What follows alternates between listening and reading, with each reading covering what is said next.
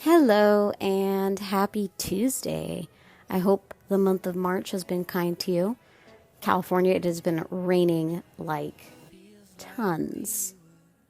And it's kind of sucked because TBH, I'm ready for the warmth without the rain.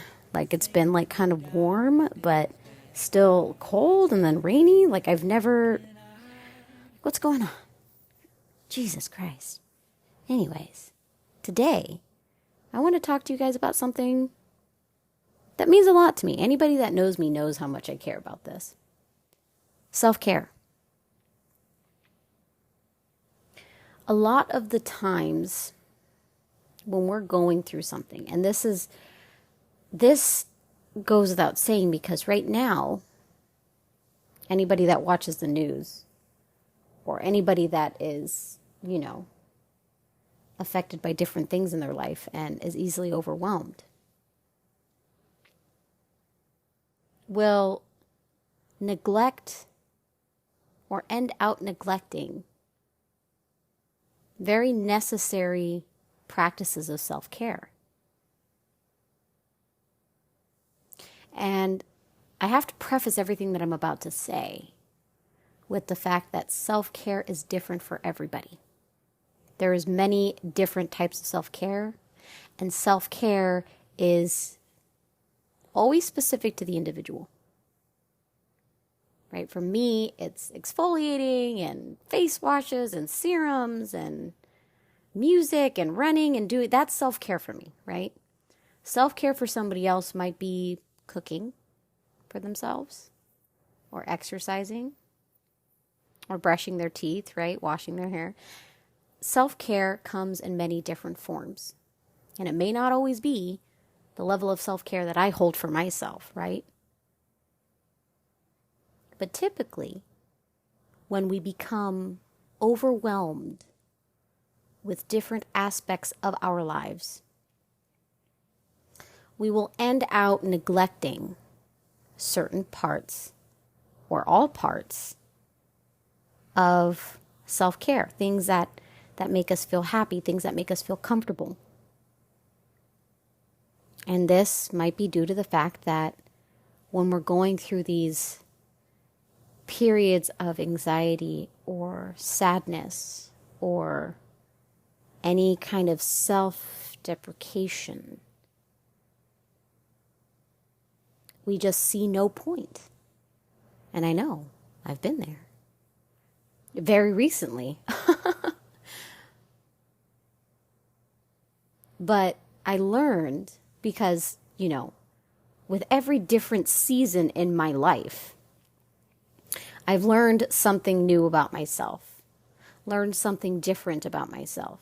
And what I've learned, only very recently, is that when I've neglected those aspects of self-care that bring me joy,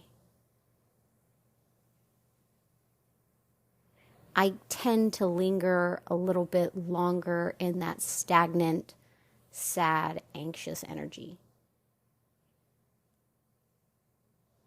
And this is not to say that when you're sad and you wash your hair, you're automatically not sad anymore. Because I've had moments where it's like, okay, I'm going to force myself to wash my hair, do my hair, and I still feel sad, but now I feel a little bit less sad and my hair is clean. As opposed to being really, really sad with dirty hair. So when it comes to the aspect of self-care, and I'm going to break this down for you guys. When it comes to self-care and trying not to neglect it when you're going through transitional emotional periods in your life, see it as the following. When we care for our physical body's needs, meaning we take care of our hunger, we take care of our hygiene, we take care of, our physical body's needs. It sets time apart to then shift your focus to the emotional needs that need to be met. the emotional needs that need to be scanned and looked over. Because your physical needs, your physical body isn't isn't slowing you down, because as much as food may not have taste, as much as a shower may not feel as refreshing, as dull as those feelings may come when it comes to the typical elation you might feel with self-care that brings you joy, it's still something that your body needs. Still something that your body needs, right? We need to clean ourselves of the dirt from the day.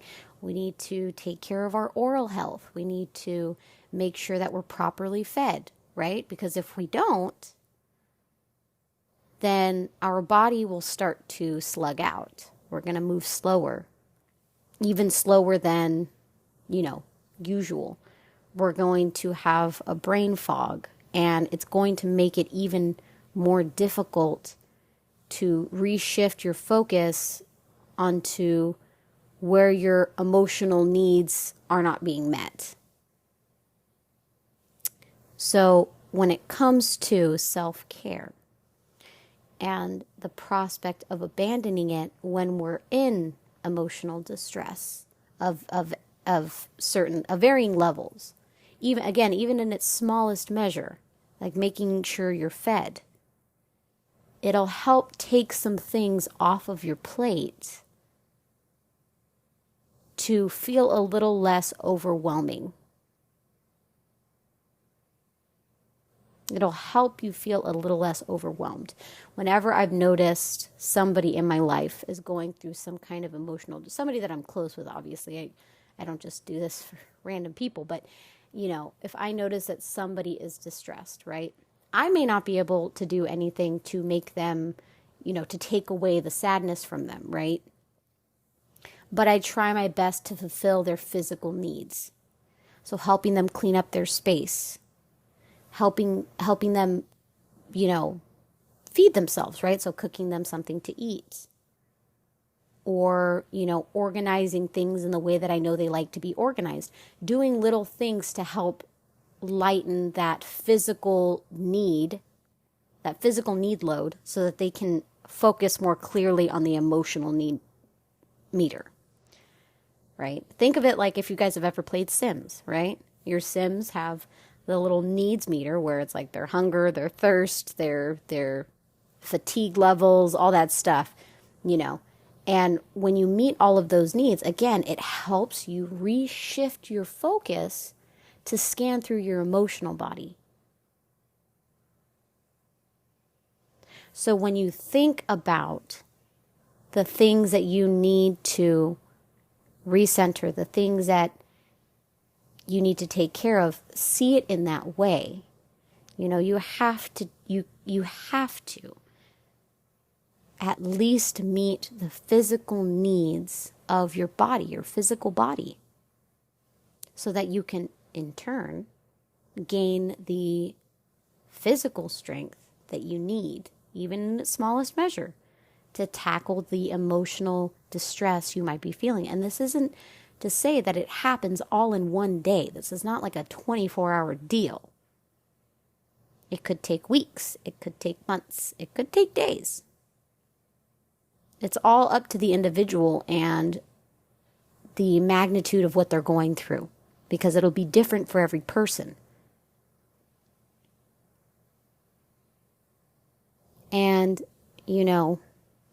for the longest time, and again, I didn't realize this until just recently, because I've been through many different miniature blue periods where, I've had my heart broken, I've been physically hurt, and I was recovering, or, I was going through some financial distress, so I was going through, emotional distress there.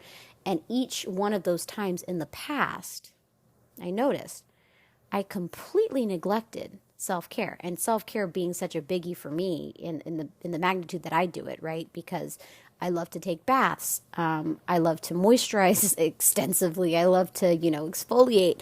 I love to do all the skincare and chemical peel. Like, I love to do all of that. Like, all of that brings me immense amount of joy. And when I was going through these tiny little blue periods, when I was neglecting that, so not getting myself together and just letting everything kind of go, right?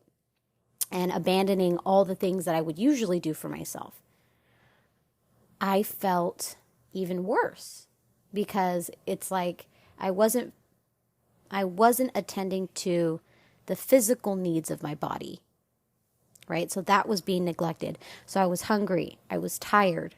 I was stressed. I felt like I looked ugly, right? Because I was looking at myself all disheveled. And I was just like, well, shit, I look terrible. And then on the other hand, right, I had my emotional issues. So I felt emotionally unfulfilled. I felt hurt. I felt, betrayed, or whatever emotion comes with the natural ebbs and flows of life. So with that, right, analyzing all those times in the past where those needs were extremely neglected, and then comparing it to my most recent time of distress. I chose not to neglect that myself, my physical body in that time.